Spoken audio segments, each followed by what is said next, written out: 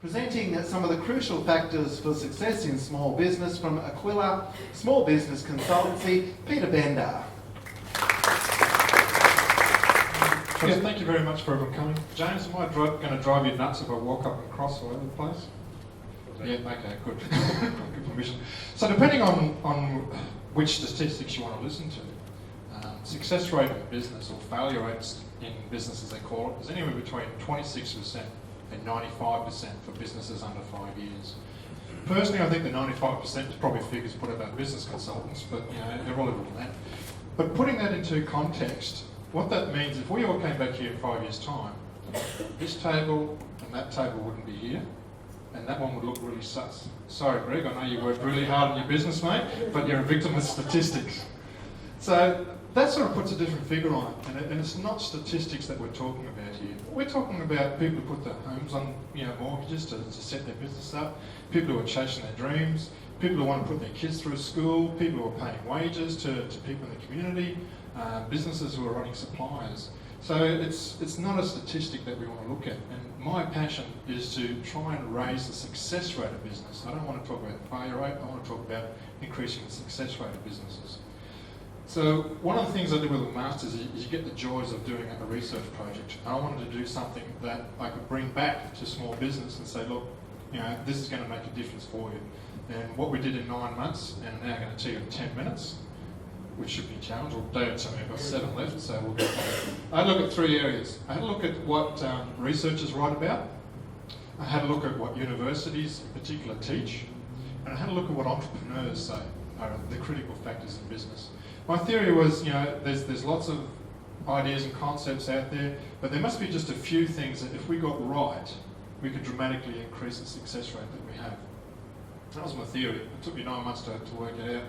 Researchers are great. I met a lot of wonderful people there. They're generally very silver-haired, very thick Coke bottle glasses, and spent a lot of time writing, but they're very intelligent people.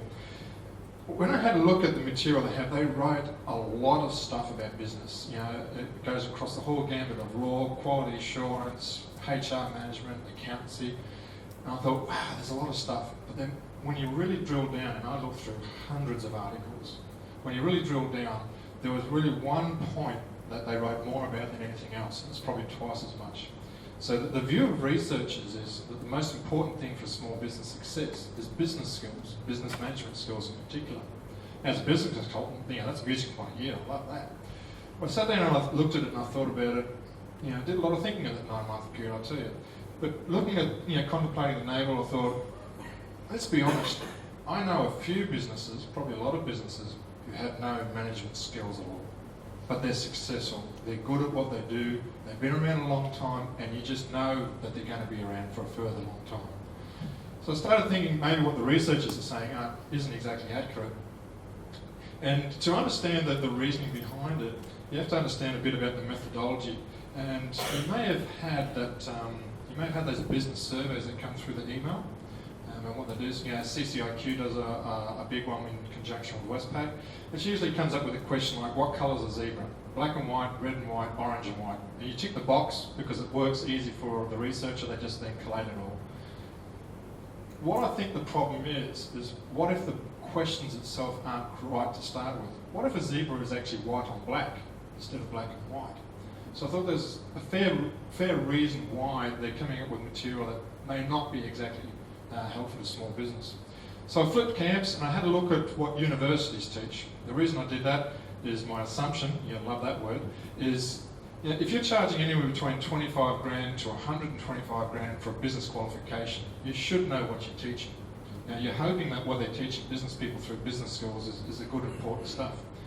Now with universities, what I did is I looked through Chinese universities, Asia Pacific, India, Europe, North America. So I went across a large scale of number of universities to see what it is that they teach.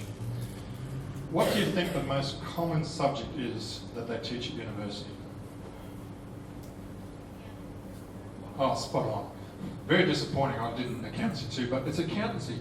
They teach more accountancy than anything else, which is interesting because in the way the universities work, you have like a core curriculum and you have electives. And a core curriculum, everybody who goes through university has a core curriculum.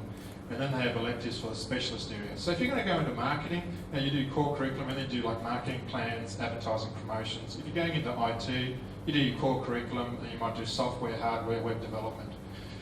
So in the core curriculum, there's a huge range. And I think the reason they do that is education nowadays is much more about business product than it is about education. You know, they'll teach you anything provided there's a demand for it. But accountancy is the main thing that works through. So once again, I sat back and watched the tides go in and the tides go out, the tides go in and the tides go out, and I thought, are we right? And I thought, working in the tax office 10 years, I know Australia has the highest ratio of accountants to small businesses. About 76% of small businesses have an accountant. So there could be quite a lot of credibility to it. And I thought, how do we actually use our accountants? Okay, now be honest, who's like me? Financial year comes, okay, we close the books off. About October, I'll get the books off to the accountant. Then we don't want to talk to them in December, so about February we have that annual meeting. Then you get your piece of paper and you get your statements, you open it up and your first response is, wow, where'd all the money go? Then you close the folder and put it in with last year's financials. There's a few smiles here, come on, there's a few honest people out there. And I thought, if accountancy was so important to us, we couldn't get away with that. So my apologies to Tegan, I mean she loves accountancy working for ANZ, but I didn't think accountancy was the key for small business people. So I'll pose a question for you, those who've got pen and paper here. Have a think as business people, what you think the two most important things are to running your business. And if you haven't got pen and paper, then just mentally note it down. What two things, if you did well as entrepreneurs, do you think will make a big difference to the success rate in your business? Because that's where I then went to. I thought the one common theme with business, with researchers and university lecturers, generally, not always, but generally, they've never run their own businesses. And that's one of the big criticisms we have of academics, for want of a word. They haven't actually haven't actually had the runs on the ground and done the experience. I've run several businesses over time and have had exposure with working for large organisations that service a lot of small businesses. So when I went looking for what information we had on from entrepreneurs, once again did a lot of research, spoke to a lot of people. I came up with two things in particular. Two things that I think really are important to make a successful business. One is managing cash flow. My belief is if you can't manage your cash flow, you can't work out if you've got enough money to pay people. Hello, it's Thursday. Anyone forget to pay their staff today? Hopefully not. Managing to pay your people, your suppliers, making sure you've got enough money for next week to bring the goods in, to sell to your new clients. I think you're going to have a very short life expectancy. So I think cash flow is one of the most important things for success rate for business. The second thing that I looked at, and this is tending to be a little bit controversial, is you need to have a very innate ability to attract and grow new clients.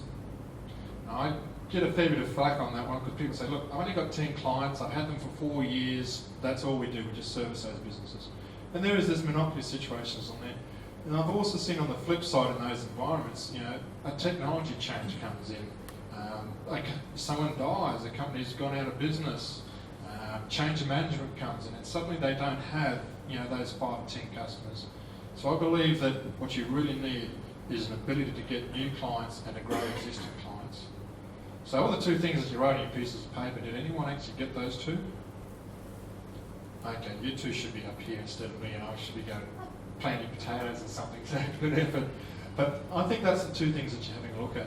So depending on which way you want to go, you've got researchers will talk about business management skills, business skills will talk about accountancy, entrepreneurs will look at managing cash flow and acquiring and growing new customers. So the trick is, how do we manage cash flow and how do we acquire new customers? This is about when David says, no, that's enough talking now, so time's up. But look, if you buy me a ginger beer afterwards, I'm happy to talk to you for hours until Steve kicks us out to run with it. I'm also going to put this material onto my Facebook page and LinkedIn, so if you want to like Aquila Small Business Consultancy, you're free to grab it from there. And that's essentially it. I think if you work on those things, we'll all be here in 5 years' time. Thank you very much.